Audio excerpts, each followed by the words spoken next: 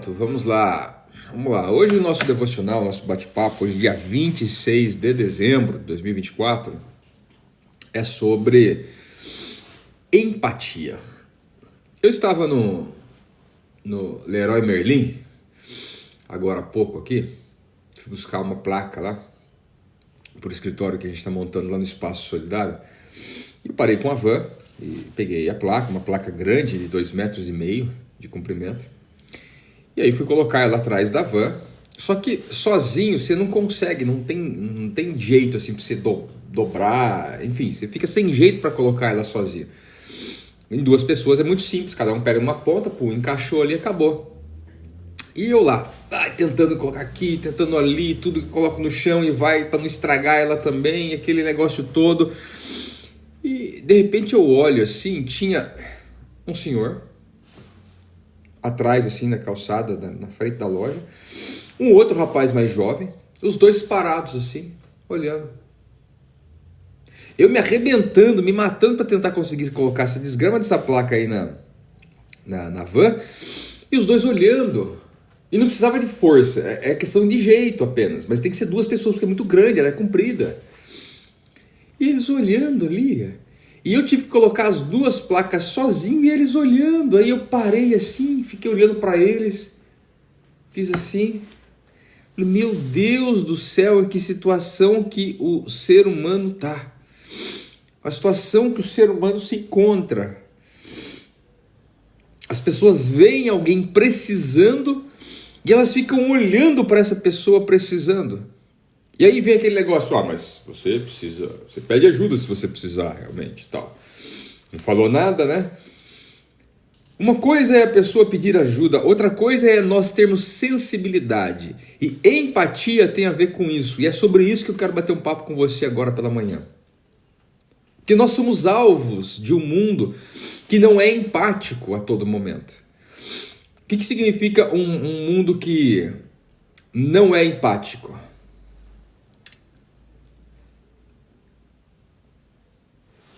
O mundo não empático é um mundo que olha só para si mesmo.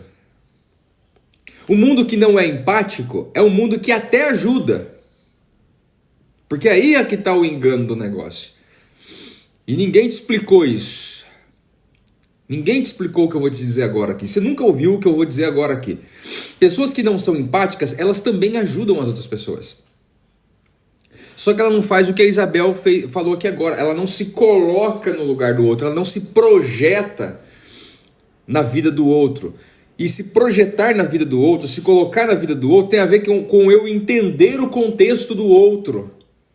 Tem a ver com eu perceber o que o outro está na visão do outro e não na minha visão. Mas eu já passei por coisas muito piores. Mas eu já... Isso aí é fácil, vai lá, consegue. Você consegue, porque eu já consegui, eu já fiz, eu já passei. Mas e na ótica do outro?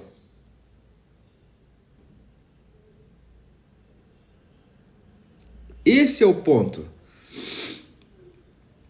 Esse é o grande ponto. A empatia faz com que eu me projete dentro da visão do outro, dentro do contexto do outro. Você percebe? Aquela placa que eu estava carregando, ela não era pesada. Ela não é pesada. Eu consigo carregar ela sozinho, tranquilo. Agora, ela não dá para você encaixar sozinho ali por causa do comprimento. Era só o cara vir e dar um apoio, assim, colocar 2 dedinhos assim de apoio, pronto, acabou. Você entende que nós somos alvos disso de a todo momento? As pessoas não se projetarem, cada um tá olhando pro seu, correndo para lá e para cá e tal, e o mundo tá assim. Agora a questão é mais profunda do que as pessoas não olharem para o meu contexto. A questão é, eu olho para o contexto das pessoas? Eu sou empático? E eu repito, o que possivelmente ninguém nunca te disse, pessoas que não são empáticas também ajudam. Olha só, eu lembro que quando eu morava no Brasil e morava no Nordeste, eu levantava aí caminhões de doações para levar para o sertão do Nordeste, para ajudar pessoas. Eu lembro a quantidade em São Paulo, estado de São Paulo, a quantidade de cobertores blusas de frio grossas que as pessoas doavam. Agora a pergunta é, dentro do sertão, você precisa de cobertores, blusas de frio desse jeito? Pessoas mandavam camisa furada, um buraco nas costas, um pé de meia, calcinha e cueca usada. Entendeu? Quer dizer, não se coloque, a pessoa não se coloca no lugar do outro, dentro do contexto do outro, não busca entender o contexto do outro.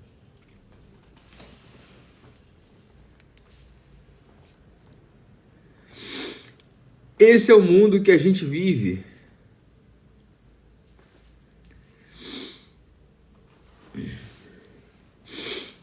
Esse é o mundo que a gente vive.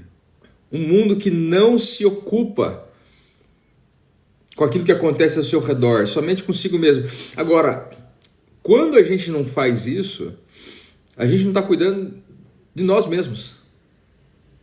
Quando nós não ocupamos com o outro, nós não estamos cuidando de nós mesmos. Porque o mundo não é uma ilha. O que eu faço aqui vai refletir nos outros, o que os outros fazem ali vai refletir em mim.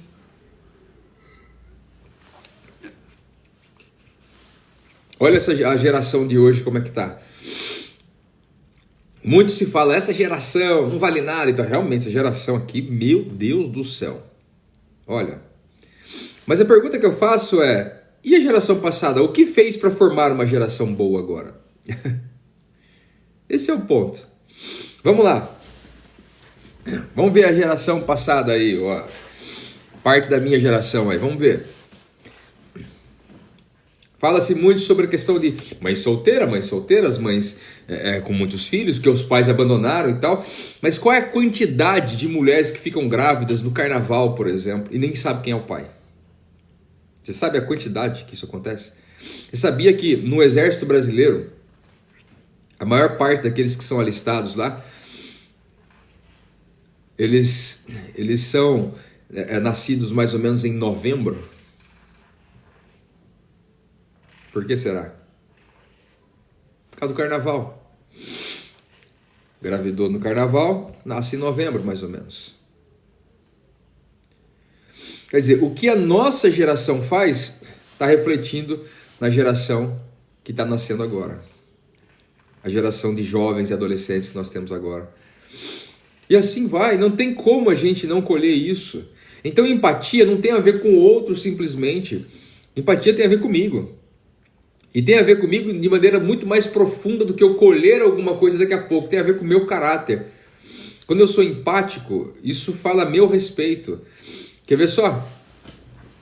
Quando alguém fala mal de uma pessoa para você, você fica sabendo mais sobre a pessoa que falou mal do que a pessoa que está sendo falada. Você entendeu a pegada? Por exemplo, se eu falar mal para você de uma pessoa...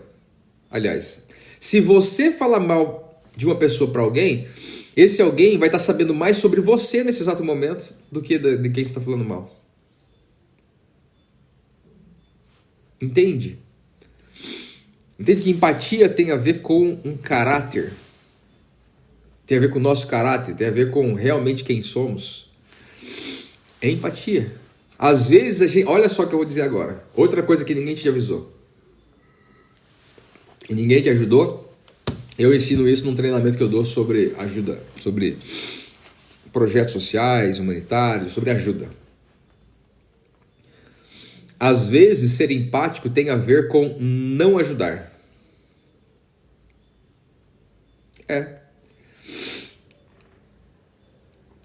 Por exemplo, eu lembro que eu tinha um projeto com andarilhos, mendigos, etc e tal, aí no estado de São Paulo, e eu aprendi o seguinte: quando você dava uma latinha de Coca-Cola, um salgadinho, um pacote de arroz e feijão, alguma coisa assim para alguém que batia na porta da sua casa, há muitos anos atrás as pessoas batiam na porta da casa para pedir, e o pessoal dava um pacote de macarrão, dava arroz, feijão, Você estava comendo uma lanchonete ali, comprava, dava uma latinha de refrigerante e assim vai.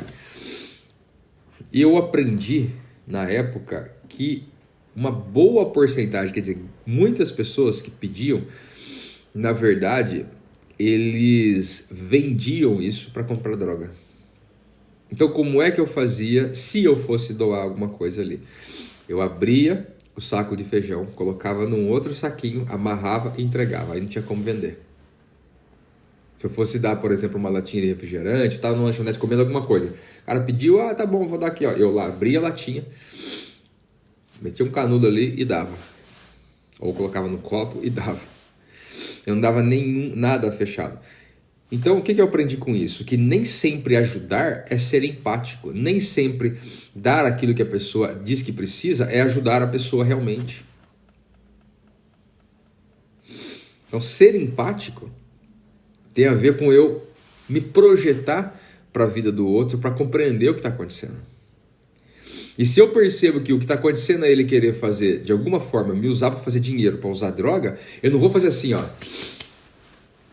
Fiz a minha parte. Não, a galera hoje vai dar dízimo e oferta, fiz a minha parte, agora é ele com Deus. Não, é você com Deus, porque você tem que saber o que acontece. Tem que saber para onde vai isso. Quanta gente faz isso? Quanta gente faz? Eu dei meu dízimo. Os malafaias da vida que incentivam isso, né? Não é problema seu. Aí é o pastor com Deus. Que pastor com Deus? Para começar, dízimo nem bíblico é, né? Então só compreenda que o assunto, o tema empatia, ele é mais profundo. É mais profundo do que você se colocar no lugar do outro. Ele tem muitos pontos.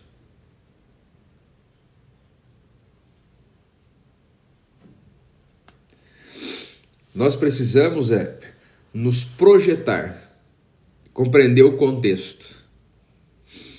Agora chegou aonde eu queria chegar. Agora chegou onde eu quero chegar. A empatia verdadeira, ela tem a ver com relacionamento. Somente quando eu me relaciono com o outro, eu tenho o poder de ser empático. Por quê? Porque se empatia tem a ver com eu me projetar para a visão do outro, compreender o contexto do outro, me colocar no lugar dele dentro desse contexto, como eu vou fazer isso se eu não me relacionar com ele? Então, dar alguma coisa num sinal aí para alguém não é empatia. Fazer alguma coisa esporádica, isso aí não é empatia em si próprio. Empatia tem a ver com relacionamento. Só há possibilidade de ser empático através de um relacionamento.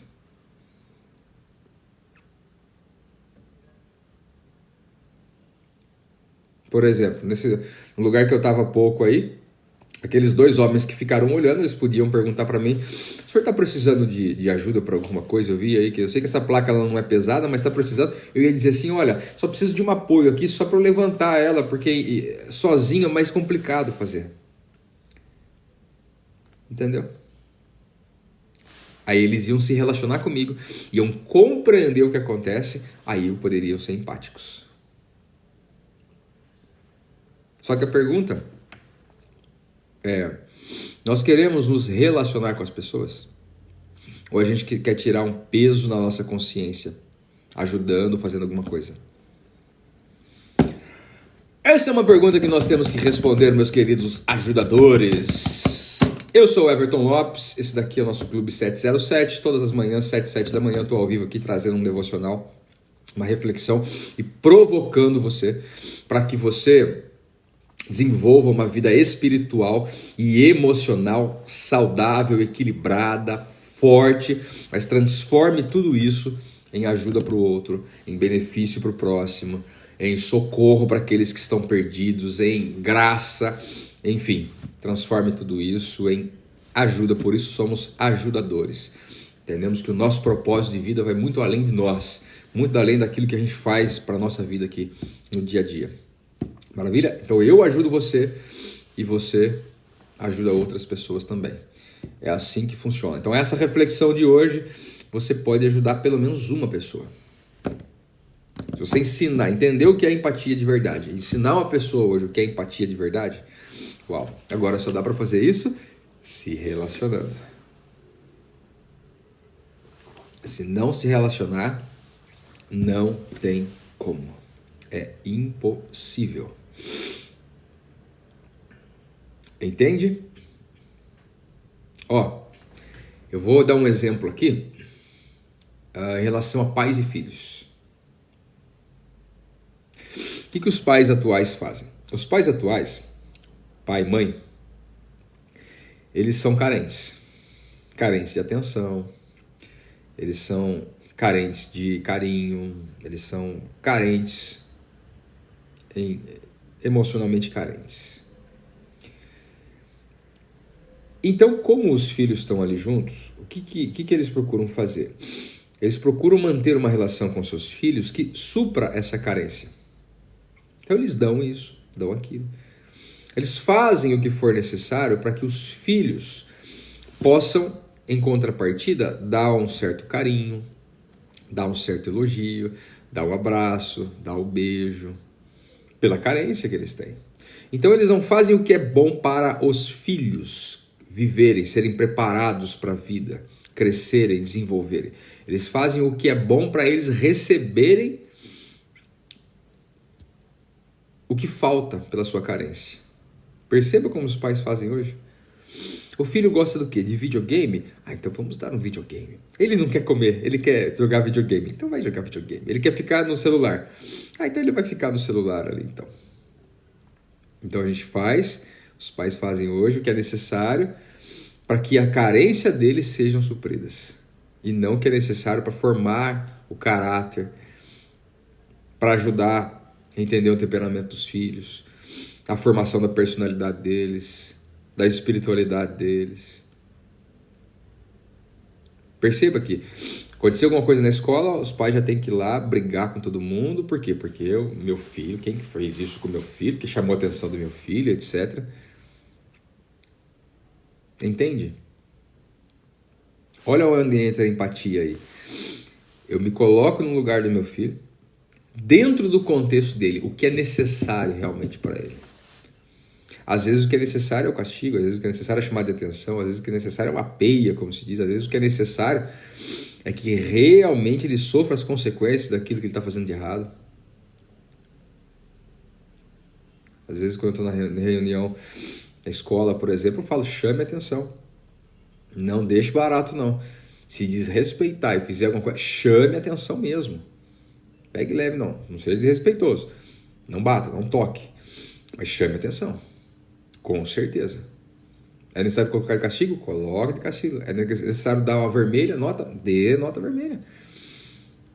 Faça o que for necessário dentro desse contexto. Porque nós precisamos ensinar os nossos filhos a viver. Eu tenho visto, né, mãe, por exemplo, que pela carência acaba fazendo de tudo, estraga os filhos. Em contrapartida, tem outros que vai para outro extremo, né? Trata mal pra caramba. Foi abandonado pelo pai e pela mãe, abandona os filhos também. Os pais não ligam para ela, não tá nem aí para ela, ela também não liga e não tá nem aí pros filhos. Os pais querem viver a vida e tal, ela faz a mesma coisa com os filhos agora. A Cris colocou aqui, é sobre valores, né? E nem é de dinheiro que estou falando, sim. Com certeza, Cris. Sobre valores, é sobre isso que nós estamos falando. Não tem nada a ver com dinheiro. Aliás, se a gente parar para refletir nessa questão do dinheiro, a gente vai perceber o quanto de supérfluo, na verdade, se gasta com filhos, né? Olha quanto custa para manter um filho hoje em dia, pelo amor de Deus, mas quanto desse que custa é supérfluo?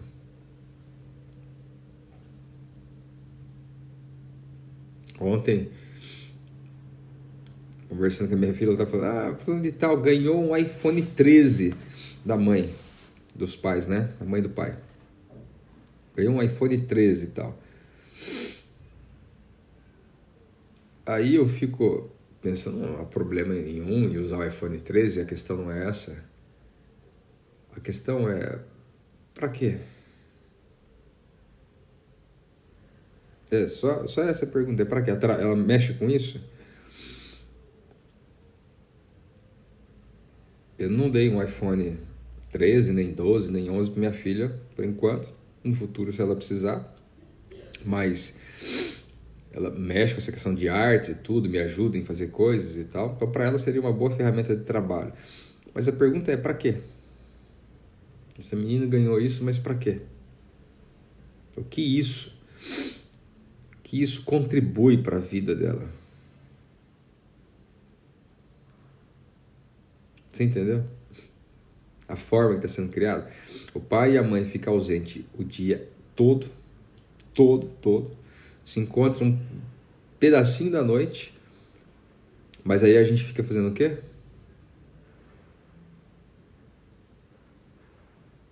Dando presentes. A gente fica dando coisas e coisas e coisas e coisas e coisas e coisas e coisas. Eu vejo isso muito forte na vida de missionários, por exemplo, em alguns lugares. Alguns missionários tiveram a vida muito difícil, muito complicada em alguns aspectos, viram grandes traições, foram abandonados, enfim, sofreram bastante. E aí agora, para os filhos não passarem nada, eles dão de tudo, tudo. Resultado, nenhum deles quer seguir a carreira dos pais.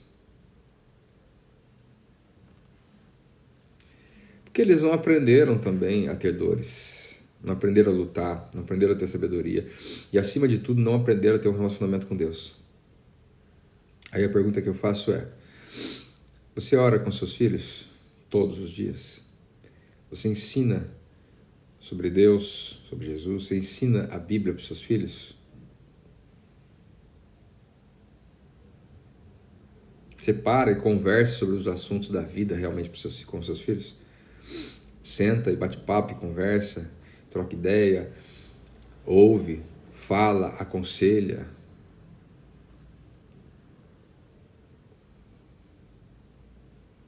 Você faz isso com seus filhos? Fica tranquilo, porque se você não fizer, fica em paz, né? Por enquanto. Você não tem tempo? Tudo bem. Vai chegar um ponto que você vai ter que arrumar tempo. Chega um ponto que a gente vai ter que arrumar tempo. Eu conheci bastante mães e pais que não tinham tempo para os filhos também. Mas eles arrumaram tempo depois, quando foi preso, quando engravidou, quando fez besteira, quando teve que ir pro velório, teve que arrumar tempo. É o que eu falei um pouco ontem, né?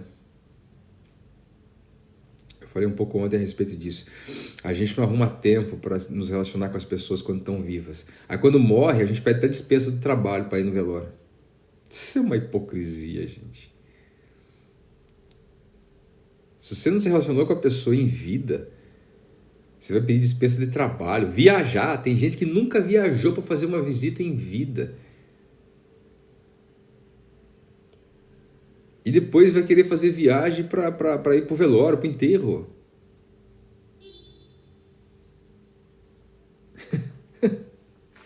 Que incoerência é essa? Você vê muito isso em filme, né? Nos filmes. Não vê faz 10 anos. Aí morreu, pronto. Eu vou lá fazer uma visita agora.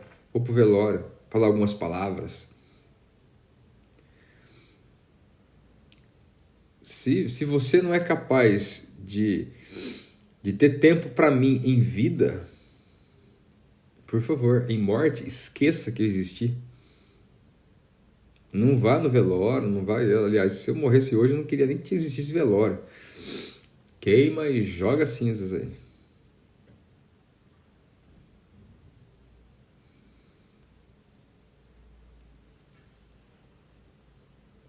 Porque não faz o menor sentido isso.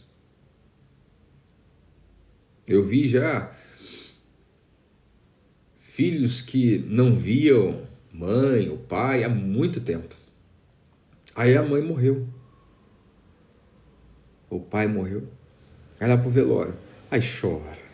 Aí chora. Chora, chora, chora, chora. Ai, meu pai, minha mãe, e agora? Oh. Mas não via há tempos. Morava a 10 quarteirões da casa da mãe e não ia visitar. E a mesma coisa, pais com filhos. Mesma situação. Quer dizer, tudo isso envolve o assunto da empatia.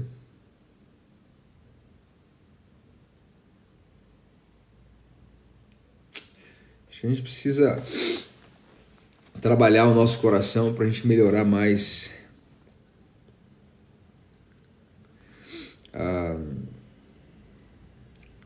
a nossa vida emocional, né? A Cris colocou assim, ó, vou ler uma mensagem. Deixa eu ler todas as mensagens aqui agora. Pera um pouquinho. Vamos lá. Criei meus filhos impondo limites, a Silene colocou. Na verdade, criar um filho é um investimento no qual você não tem retorno, mas os valores vão ecoar na vida do outro. Cris, eu concordo em partes, né? Eu entendo que a gente tem retorno, sim, né? A graça, o amor, o carinho, o respeito, tudo isso tem a ver com retorno, né? Eu, por criar bem os meus filhos, a gente é muito apegado, a gente se beija, a gente se abraça, a gente tem tempo, a gente assiste as coisas junto aqui, brinca, passeia, e isso é gostoso demais. Isso já é um retorno, porque isso faz um bem danado emocionalmente para mim também. Tudo em excesso vai te causar dores inseparáveis. Excesso é sempre prejudicial mesmo. A Beth colocou, criei todos no conhecimento da palavra de Deus. Beleza, Beth. A Cris, uma coisa que temos mais importante a oferecer é o tempo, é verdade, não tenha dúvida. E o tempo tem um péssimo hábito de passar muito rápido, é verdade, Cris, não tenha dúvida. A Cris colocou, por esse motivo a linguagem de amor de muitos é tempo de qualidade. Eu entendo, Cris, essa questão da linguagem de amor, né? Eu fiz uma live aqui falando um pouco a respeito das 5 linguagens de amor.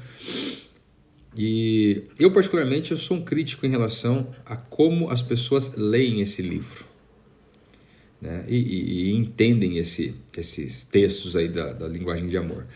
Porque as pessoas sempre fazem isso pensando no outro, né? Eu tive uma experiência dessa também, né? A pessoa leu umas partes, né, que convinha para ela e veio me cobrar. Tá vendo? A minha linguagem de amor é essa, tem que entender isso. Amor não é isso. Talvez ela tenha entendido as linguagens do amor, mas não entendeu o que é amor. Amor não é fazer isso com o outro. Amor é dar. Não cobrar. Amor é dar. Esse é o ponto. É claro que nós queremos receber também, né? Mas amor é dar. Certo? Eu entendo que ser empático tem a ver com isso, né? Você percebe como o outro percebe. E aí, se você quer amar, ame. Se é tempo, a pessoa ela percebe que ela tem valor ou é amada através de um tempo de qualidade, então vamos exercer tempo de qualidade. Mas se nós pararmos para pensar, Cris, tempo de qualidade deveria ser para todo mundo, né? Tempo de qualidade deveria ser... Se você pegar as linguagens do amor ali, por exemplo, você vai ver que aquilo ali faz sentido para todo mundo. E é necessário a gente desenvolver, porque senão a gente fica focado em uma área, né? Minha linguagem de amor é tal.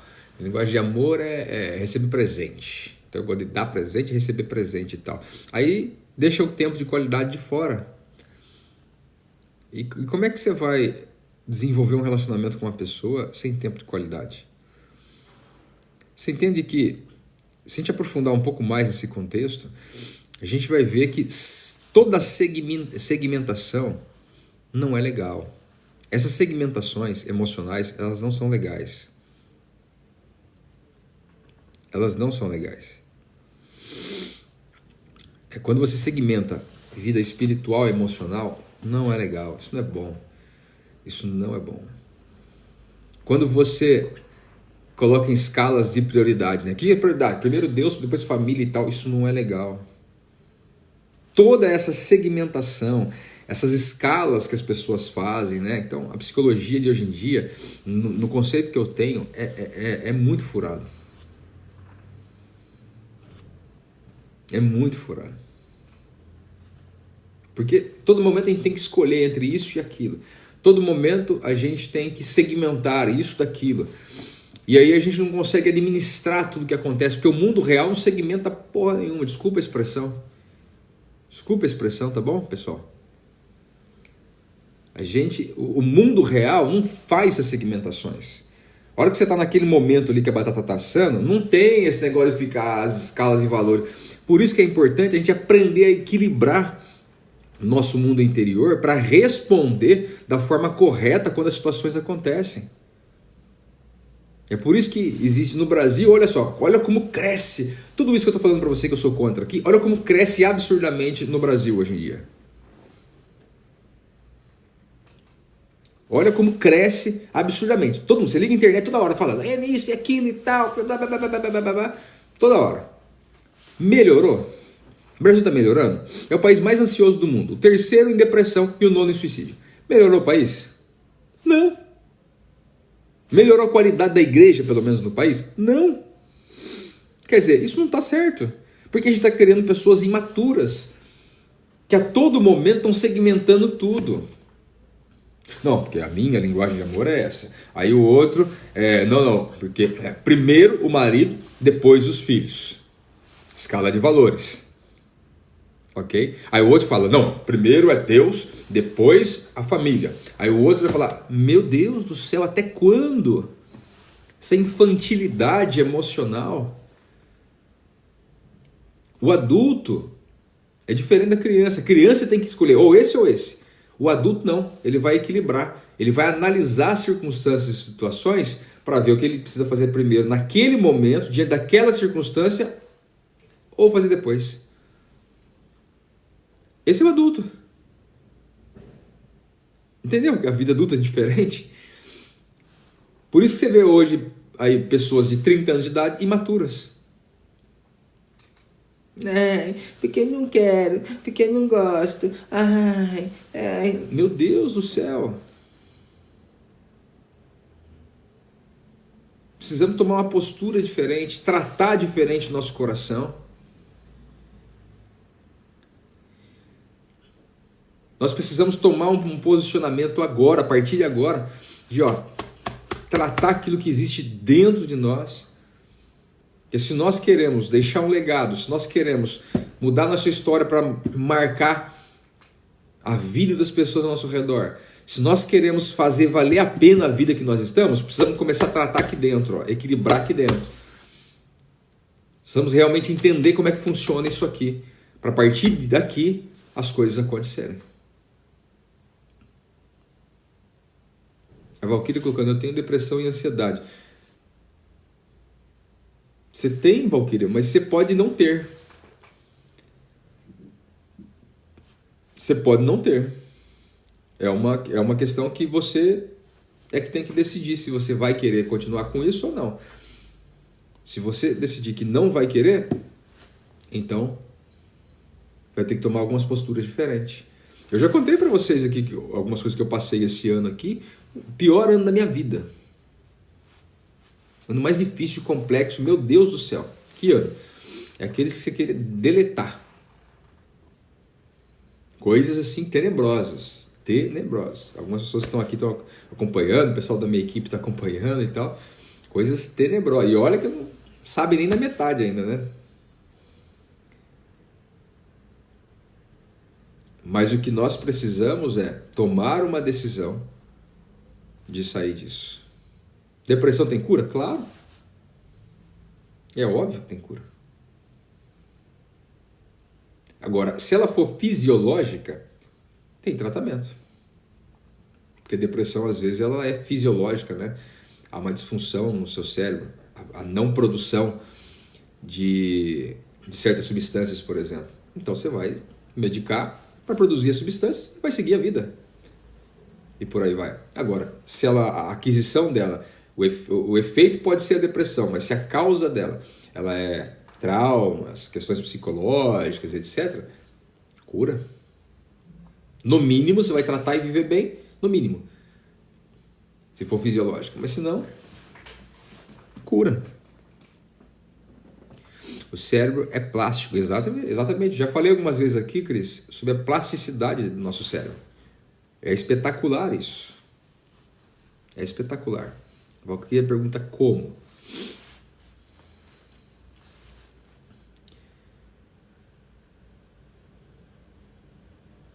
Primeiro, Valkyria, tem que identificar o que realmente você tem.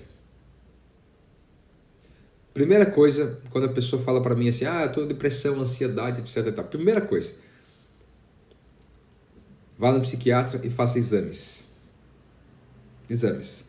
Para saber como o seu organismo está.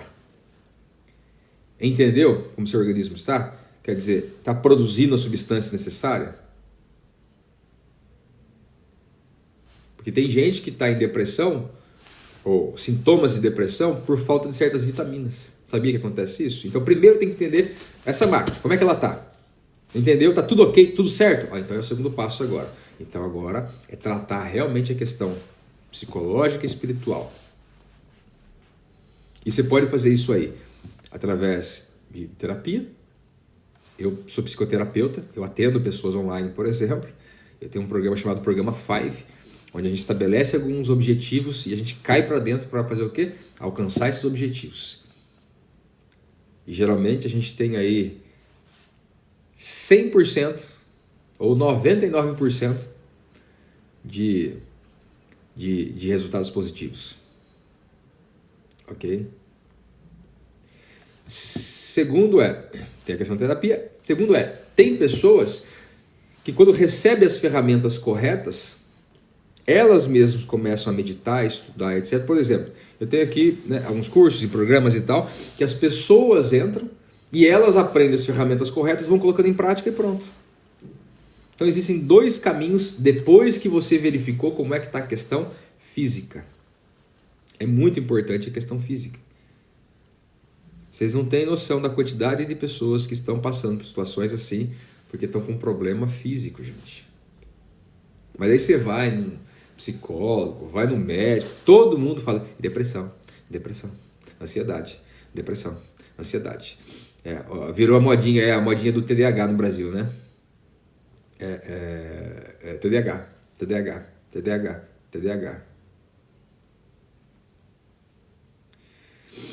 A Valkyria, estou tratando com medicação. Valkyria, vamos lá. Eu vou te dar uma orientação bem específica, tá? Eu não falei para você tratar com medicação. Se eu perguntasse aqui, eu já sei a resposta. Eu nem precisa me responder. Você não tem uma bateria de exames comprovando como o seu organismo está. Você foi lá, falou os sintomas, os efeitos, e está tomando uma medicação para fazer o quê? Tratar os efeitos. Você vai passar o resto da vida tomando remédio para tratar efeito. O que eu estou falando aqui é algo muito direto e simples, não tem interpretação. Você precisa saber exatamente como o seu organismo está. Qual é a produção de neurotransmissores? Como é que está isso aí? Sua dopamina, como é que está? Ocitocina, como é que está a produção disso aí? Okay? Como é que está em relação a vitaminas? Como é que está a sua tireoide? Como é que está tudo? É um check-up geral para saber como é que está tudo. Porque existe substância produzida aí que vai fazer você se animar mais. Tem substância que menos. Então, se há uma desregulagem nessas substâncias, por exemplo, pronto, o sintoma qualquer é o mesmo da depressão. Você entende? E esses carniceiros de hoje em dia, desculpa, mas muito médico hoje em dia não serve para nada. É Google. É Google só. Desculpa. Não são todos, mas muitos. Não servem para nada, porque não entende uma questão básica. Então, não caia nessa de ficar o resto da vida tratando isso. Se é físico, tem que tratar o que é físico para seguir em frente. não tem problema físico, é só o efeito que está dando, mas não tem uma causa física, então é psicológico. Então você pode sim tomar uma medicação, apenas por um breve tempo, mas aí vamos tratar a questão psicológica e espiritual. Para fazer o quê? Extirpar isso. E aí cai fora desses terapeutas que para e fica olhando, fale sobre a sua vida, o que te incomoda?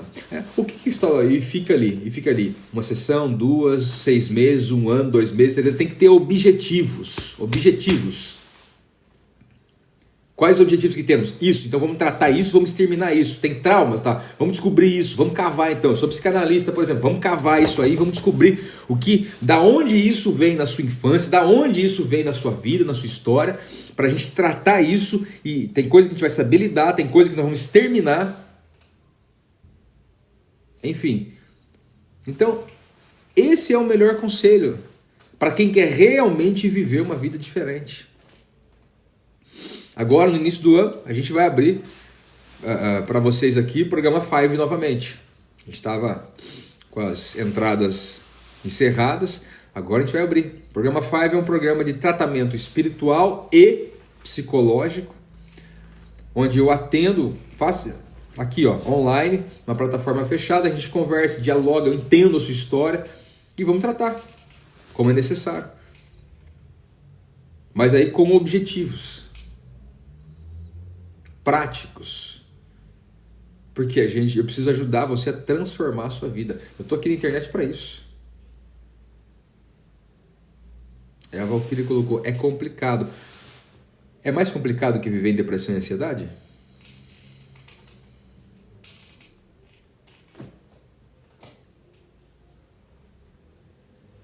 É mais complicado? É mais difícil? É mais fácil viver em depressão e ansiedade? Aí é uma decisão nossa. É o que eu falei no início. A Silene colocou, já fui em muitos médicos assim, receitou remédios para depressão, rasguei a receita. É porque trata o efeito, Silene. Não a causa, trata o efeito. Imagine só, a febre. A febre ela sempre vem apontando que existe algum tipo de inflamação, algum problema interior aí. Ok? Aí você pega e faz o quê? Toma paracetamol. Aí você está com febre um dia, uma semana, fica 1 mês com febre tomando paracetamol para controlar a febre. É isso que a galera tem feito. Tratando o efeito. Mas qual é a causa? A causa não é a febre é o efeito. Tem alguma coisa, às vezes é uma inflamação aí dentro que vai te matar se você não tratar. Aí você vai ficar 1 ano, 2 anos... As pessoas ficam aí 1 ano, 2, 5, 10 anos tratando o efeito. E elas se acostumam com isso. E aí quando você vem com uma ideia nova, vem com algum direcionamento mais prático para transformar a pessoa, então, mas vai ficar assim mesmo, já tô assim, né? Já aprendi a viver com essa dor, com essa desgraça, com esse negócio e tal, vai ficar assim mesmo. Acho que não vai dar certo mais nada não. Aí é uma decisão. A Cris colocou, mesmo buscando melhorar, vejo que ainda tem algo do qual não estou conseguindo lidar. Olha, Cris, às vezes tem situações que são internas e estão alojadas no nosso subconsciente. Eu trabalho com a seguinte... Freud trabalhava com a ideia do consciente e do subconsciente. Eu trabalho com o inconsciente, subconsciente e consciente. Então, só para dar um exemplo bem rápido, existe um HD aqui, uma caixinha dentro da nossa mente, da mente, não do cérebro, tá? Então não dá para você identificar aqui fisiologicamente. Na nossa mente chamada subconsciente. Tudo que acontece, o que você faz, tudo que acontece na sua vida, ela é guardada aqui, a informação é guardada aqui. Tem situações difíceis, impactos, que nós chamamos de traumas e tal, que estão tudo guardado aqui, coisas boas e ruins. E aí, às vezes, acontece alguma situação agora que traz uma certa semelhança com aquilo que aconteceu no passado. Nós chamamos isso de gatilho. Então, desperta a mesma sensação ruim que você teve naquele momento. Por exemplo, você cheirou alguma coisa ali e te levou para a memória do passado. A avó, o arroz doce da avó, cheirou um perfume, lembrou de um relacionamento que você teve, um momento. Ou então ouviu uma música e pá, parece que você viajou no tempo daquele momento. Pronto, é o gatilho. É a situação semelhante que você teve agora àquela que você teve há 10, 20, 30 anos atrás. Apertou o gatilho e o subconsciente traz para a sua consciência naquele momento. Aí entra o que a Sheila colocou. Doença psicossomática, ela falou que ela teve. Doenças psicossomáticas têm a ver com isso, né? Se manifesta agora, por quê? Porque existe na mente. Aí a gente precisa identificar o que é e tratar aquilo que aconteceu. Entendeu? Não é nenhum bicho de 7 cabeças quando você começa a entender isso aí. A questão é que a gente quer cortar caminho. A gente quer ir para o caminho. Vamos falar sério? Vamos falar sério. A gente quer ir para o caminho mais rápido, mais barato e menos doloroso. É ou não é? Não é? Por exemplo, o programa Five, você não paga a sessão. Você paga o programa. Ah, mas eu queria algo mais barato para pagar a sessão e tal. Ok, tem um monte de psicólogo, um monte de terapeuta aí. Vai lá, manda ver. Agora você vai ficar pagando durante 3 anos, 4 anos, 5 anos, 6 anos. No programa Five, nós temos alguns meses de compromisso semanais só.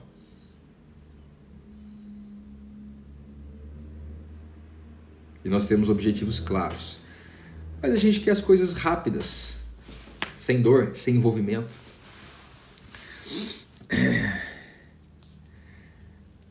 Onde moro, infelizmente, os médicos são péssimos. Já fui em 3 psicólogos depois de 1 mês sair.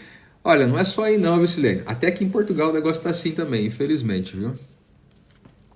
Sim, queremos resolver algo em um dia, né? O qual levou anos para ser armazenado.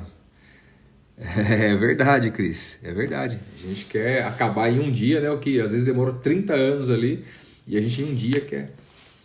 Mas não precisa levar 30 anos para resolver isso também. Desde que a gente use as ferramentas certas. Desde que a gente tenha disposição para fazer. Eu já rejeitei, por exemplo, pessoas que queriam atender comigo.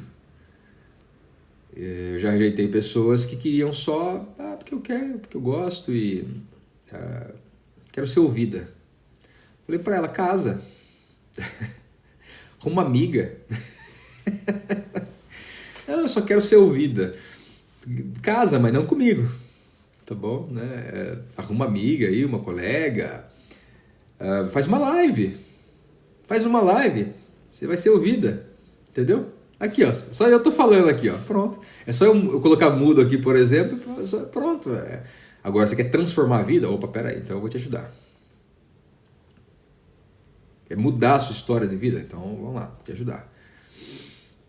E inclusive o seguinte, ó. É inadmissível você passar por um tratamento psicoterapêutico e não começar a viver o seu propósito de vida. É inadmissível.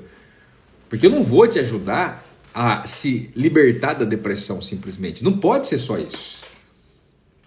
Se você não encontrar e não começar a viver seu propósito de vida, mudar sua história de vida, joga fora essa terapia aí, pelo amor de Deus.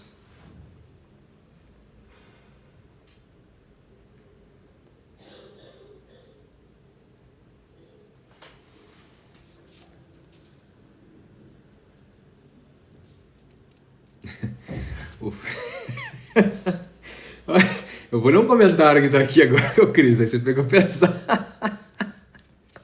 Deixa eu ler do Fernando primeiro aqui. O Fernando falou, os médicos só servem para escrever remédios. Infelizmente, uma boa parte é assim. Olha, eu não encontrei um hoje em dia aqui.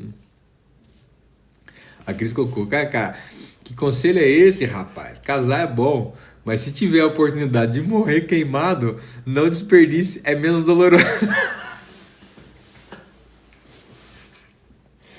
Ô Cris, aí você pegou pesado, viu? Puxa, vocês ouviram o que ela falou aqui? Ó, que conselho é esse, rapaz? Casar é bom, mas se tiver a oportunidade de morrer queimado, não desperdice, é menos doloroso. Olha, vou falar pra você, viu? Nesse exato momento da vida aqui, olha, acho que eu não desperdiçaria não, viu?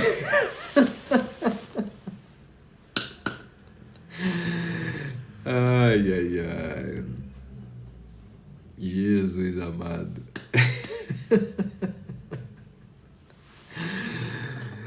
O Fernando colocou, eles ajudam, os médicos, eles ajudam mais o mercado farmacêutico do que o paciente. Olha, entendam o seguinte, gente. Tá? O que eu vou falar aqui agora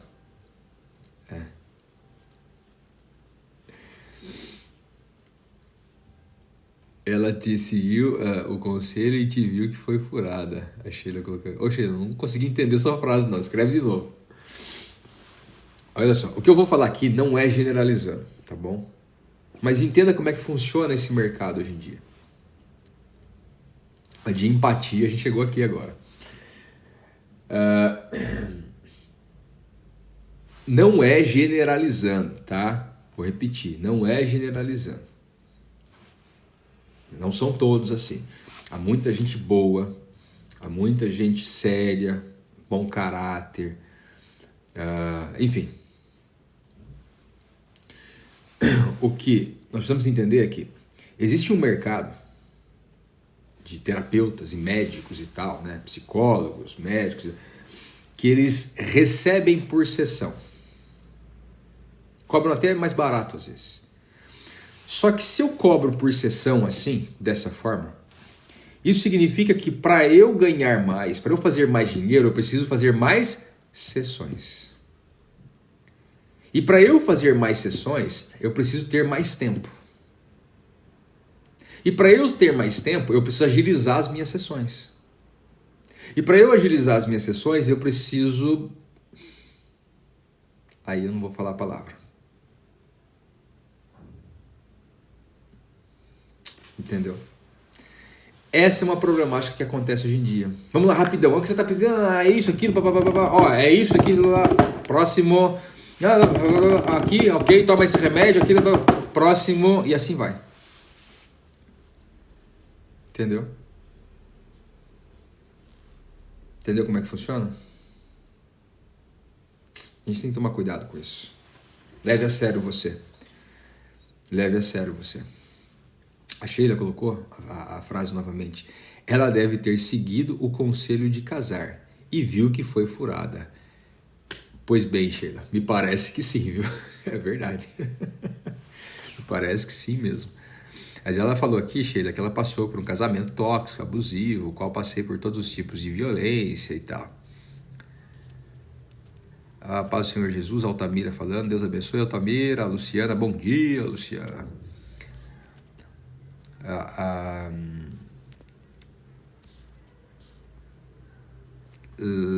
Léa Silva perguntou, onde você mora? Léa Silva, eu vivo aqui na cidade das Caldas da Rainha, em Portugal, no centro de Portugal, ok? Moro aqui, hoje o dia está ensolarado, o céu está super limpo, mas tá frio. Vamos lá, eu tenho 2 minutinhos com vocês aqui,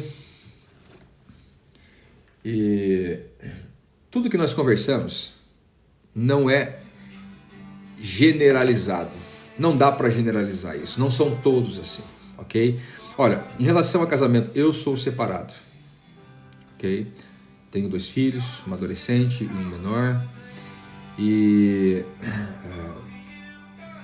mesmo assim eu digo que casamento, se existe um propósito com os dois vivem esse propósito, se os dois vivem uma vida saudável emocionalmente e espiritualmente com Deus, vale a pena. Tá? Eu não vou fundamentar a ideia de casamento na experiência que eu tive. A minha experiência não pode ser o padrão. Casamento tem que ser algo que é bênção. Casamento tem que ser algo que é legal. Quem não quer ter uma pessoa para compartilhar, uma pessoa que venha somar, acrescentar na sua vida, uma pessoa que viva o mesmo propósito, uma pessoa que respeita, ela tem uma função, você tem outra, uma pessoa que você possa compartilhar isso, criar filhos. Isso é fantástico, isso é maravilhoso. Então, a minha péssima experiência não pode servir como padrão. Tá? Eu não deixo de acreditar no casamento porque a minha experiência foi ruim. Eu não deixo de acreditar no ser humano, que existam seres humanos transformados, porque a maioria das experiências que eu tenho com o ser humano é ruim. Entende?